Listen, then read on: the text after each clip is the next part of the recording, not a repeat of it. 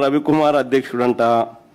ఇంకోడు judo association ఏమో Visakhapatnam MP Lokesh తోడలుడు, ఇంకోడు ఎంపీ భరత్. వీళ్ళే పాల్గొన్న సర్టిఫికెట్లు ఇస్తారు, వీళ్ళే వాటిని ధృవీకరిస్తారు, వీళ్ళే ఉద్యోగాలు ఇస్తారు. నిజంగా ఖచ్చితంగా నిజమైన క్రీడాకారులకు జరిగిన అవమానం కాదా ఇదని అడుగుతా ఉన్నా.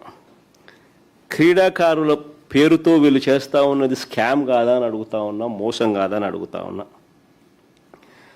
ముందు తన వాళ్ళకేమో ఉద్యోగాలు వచ్చేలా జీవో నెంబర్ 4, జీవో నెంబర్ 47తో గేట్లు తెరిచినాడు. ఇది చూడండి బాగా ఆశ్చర్యంగా. ఫస్ట్ వాళ్ళకి అందరికీ ఉద్యోగాలు వచ్చేట్టుగా జీవో నెంబర్ 4, జీవో నెంబర్ 47తో గేట్లు తెరిచినారు.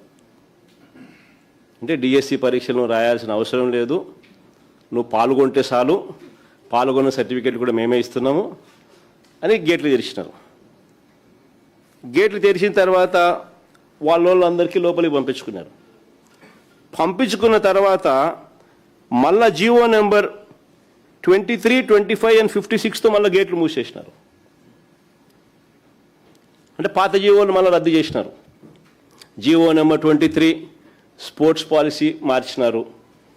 జీవో నెంబర్ 25 ఇంతకుముందు ఇచ్చిన జీవో 4ను రద్దు చేస్తూ, జీవో నెంబర్ 56 ఇంతకుముందు ఇచ్చిన జీవో నెంబర్ 47ను రద్దు చేస్తూ, అంటే గేట్లు ఎత్తుతారు, వాళ్ళ మనుషులందరికీ లోపలికి పంపిస్తారు, మళ్ళీ వీళ్ళే పని అయిపోయిన తర్వాత గేట్లు క్లోజ్, పాత జీవోలు రద్దు, కొత్త జీవోలు పిక్చర్లేకి.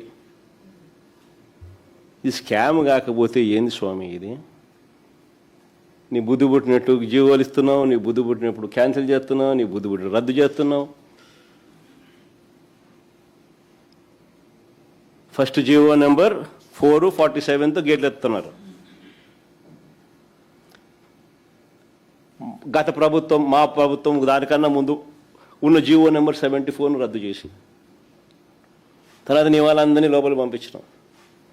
తర్వాత వెళ్ళిపోయిన తర్వాత జీవో నెంబర్ 23 స్పోర్ట్స్ పాలసీలో changes, GO number 25 GO number 4కు చేంజ్ రద్దు, జీవో నెంబర్ 56 జీవో నెంబర్ 47 రద్దు, గేట్లు మూసేసినారు.